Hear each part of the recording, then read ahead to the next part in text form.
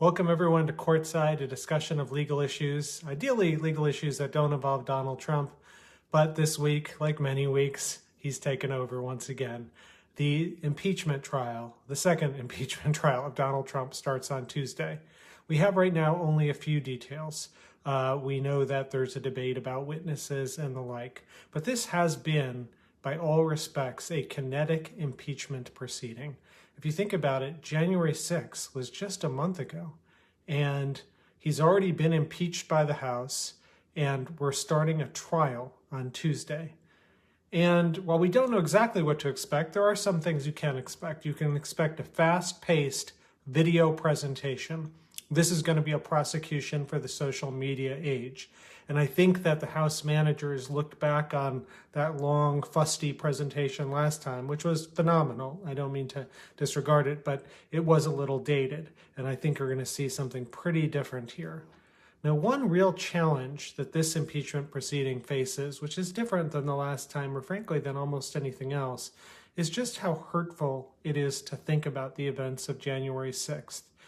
You know, even just, it's hurtful to think about Donald Trump. The last 2 weeks have been so peaceful, and it's hard to go back to the pre-January 20th era. And there's a lot of repression about Trump and a lot of repression about January 6th. It's just frankly hard for us to think about. And the challenge for the prosecutors, the House managers, will be forcing Americans to confront what has already happened instead of just moving on. The truth is, we can't move on from something like January 6th. If we tried to repress it, it would come out in all sorts of ugly ways later. So it's an inevitable and just thing to do, but it's also a painful one. And I think that is going to be one of the challenges that the House managers, those prosecutors, those handful of people, House of Representatives folks that Nancy Pelosi picked to prosecute the case, I think that's going to be their challenge. Now, the data on this shows that when people reflect on this more, it does lead them to be more and more anti what Donald Trump did. And more people are moving toward convicting Donald Trump and barring him from future office holding. 56% in a poll out this morning by ABC and the Washington Post. And those same folks, ABC and the Washington Post, did a poll the year before with the Ukraine impeachment and found only 47% of people supported impeachment then. And it's quite hard to ignore, if you're a U.S. Senator, a 56% number like that. And it's also quite hard for you to ignore, if you're a U.S. Senator, someone like die-hard conservative Liz Cheney. Now look, I never thought I'd see the day when I'd be saying kind things about Liz Cheney. Not just, I mean, she went after me. It's, lots of people go after me. That's fine. But she went after me for something totally unjust and wrong. As I think some of you know, I represented a detainee at Guantanamo. It was my very first Supreme Court case, actually. And we won. And we established the idea that the Geneva Conventions apply to the war on terror, and those Guantanamo military tribunals should be struck down. Well, she couldn't handle that and thought that, that was so anti-America and blah, blah, blah. And, look, I won this in a conservative Supreme Court. I won it 5-3, but I know she had her wounds to lick. And for years afterwards, she called me basically a member of Al-Qaeda, going so far as when I entered into the Justice Department, she called me and 6 others the Al-Qaeda 7 people who were working for Al-Qaeda at the Justice Department. Which is ridiculous. But in any event, look, I think the important point here, that's a long digression. The important point here is I give credit where credit is due. Our democracy is about far more than anyone's feelings being hurt or anything like that. And today I want to single her out for a lot of praise. On Fox News this morning, Chris Wallace asked her about Trump. Here's what she said. What we do know constitutes the gravest violation of his oath in office by any president in the history of the country. We have to take a really hard look at who we are and what we stand for and what we believe in. I think that when you look at Trump's actions leading up to January 6th, he was impeached in a bipartisan fashion. The fact that he lost the presidency, the fact that we lost the Senate, we have to be in a position where we can say, we stand for principles, for ideals. That's Liz Cheney. So clear, so right. And this is what Donald Trump's going to have to face in the next week or so over his trial. Now, there's still a lot of squabbling over the rules, whether there'll be witnesses and so on. The one thing we do know is that Donald Trump is refusing to testify. Donald Trump is quite literally a scaredy cat. If you or I were accused of something as horrific as fomenting the violence on January 6th, do you think that we would be like, running off in Florida and playing golf? Of course not. We do everything possible to clear our name. But not this guy.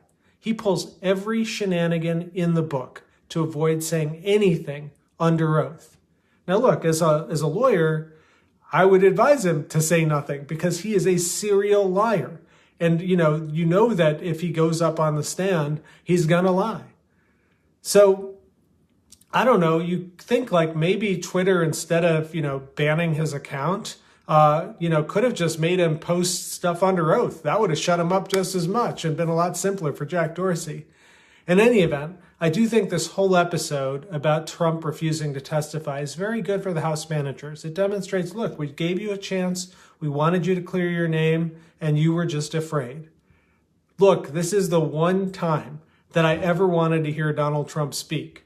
And instead, he spends his time sending his IMDb page to the Screen Actors Guild, bragging about his, shows and stuff like that. He's fine trying to clear his name with SAG, the Actors Guild, but he's fine talking to them, but he's not fine talking to the American people about January 6th. He's scared to be under oath.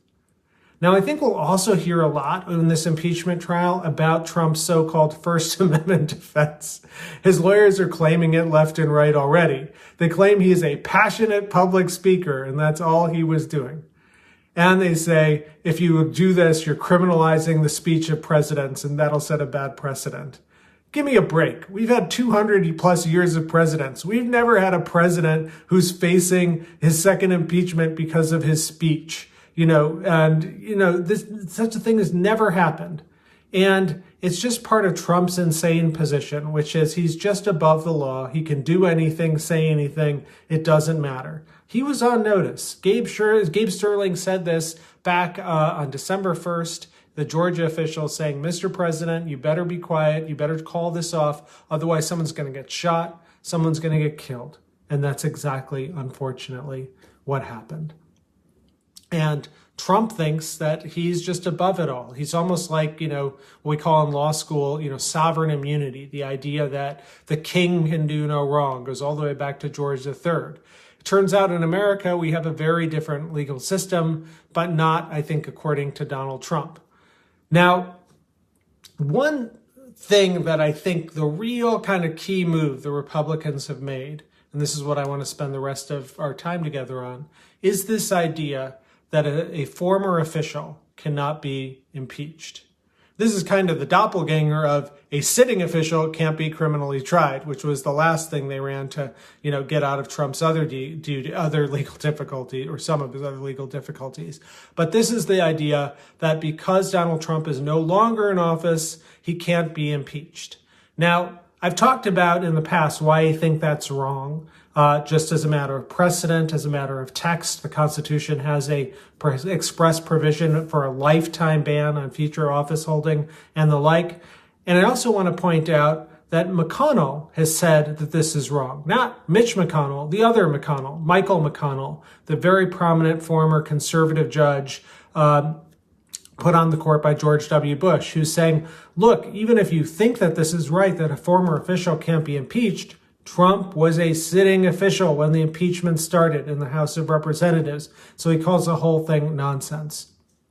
But look, the reason why the Republicans are glomming onto this is not because they care about the Constitution. No, they're trying to avoid taking a vote on the merits and standing with or against Donald Trump for what he did on January 6th and in the weeks leading up to it. That's what all this is about. The technical legal term for this is a dodge. That's what the Republican members in the Senate are trying to do. They're trying to say, I don't have to decide this question because I don't have jurisdiction to decide it. And it's really interesting because when we go back and look at the Philadelphia Convention in 1787, there was a reason why impeachment wasn't put in the courts of law and put into the Congress. It's because they said Congress is politically accountable. We want our representatives to basically be held to account for the decisions they make, the votes they make on impeachment and conviction.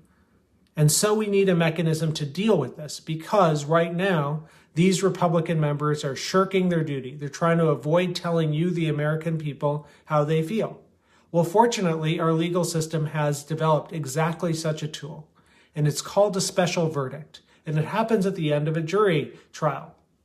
And you don't just sometimes ask, is the defendant guilty or innocent? You ask more specific questions and then ultimately lead up to that question. So the jury has to decide individual things first. And that's what I think should happen in this impeachment trial. So first question about whether or not a sitting president can be, a former president can be impeached and tried. Fine, have that. Republicans vote however they want. Separate question. Is Donald Trump guilty of the events on January 6th, putting the legal arguments about former officials to one side? That's our right as Americans, to know how our senators, the people we vote for, what they think about January 6th, something so momentous. This isn't like, what day, National Chocolate Day should be or something like that. This is one of the most serious issues facing our country. And there are only two sides to this. There's a yes and a no. And every senator should answer that simple question. That's what I hope will happen over the next several days. So that's Courtside for tonight. I will see you next Sunday. Happy Super Bowl, whoever you're voting for. See you then.